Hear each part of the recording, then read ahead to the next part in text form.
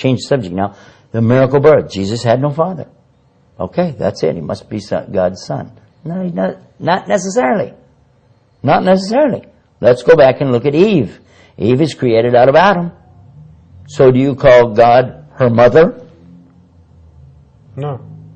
Well, if you want to give the exact same application, if you want to use a rational argument, you have to do that then. If you said because Jesus had a mother, okay, which is Mary, but no father, therefore God is the father, then let's go back to Eve and say, well, gosh, she didn't have a mother, so therefore God's her mother.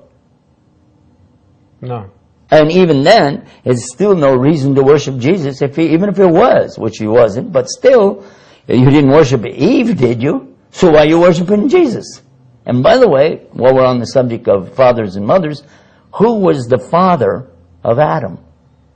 And who was the mother of Adam? And in fact, he didn't have either. He was created from dirt. I think a woman coming from a man's bone is pretty wild. That's a miracle, don't you? Yeah. And I think a woman coming from a man is pretty wild. And then what about a man being born of a woman coming out of her womb, but no man has fertilized the egg? That's not as big a miracle. It's a miracle, but not as big, because there are animals today that are asexual. There are bees, female bees, that can give birth to a male bee, and there was no intercourse.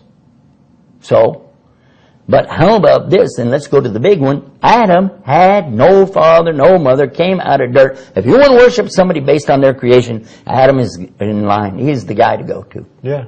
If you want to use that as a rational argument. And of course, we don't worship Adam either. We worship the God that created Adam from dirt. We worship the God that created Eve from the bone. We worship the God of Jesus, and Jesus was created of a woman who had never been touched by a man. And in any case you look at it, any of the miracles that any of the prophets did were still from God.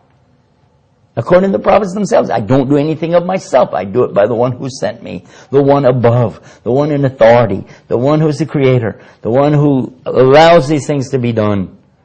They attribute it to Jesus, but in fact, even the miracles that he did about the leprosy at the time of Moses, it says in the Bible, he put his hand into his coat and he pulled it out. His hand was leprous as snow. He put it back in, pulled it out again, and it was clean.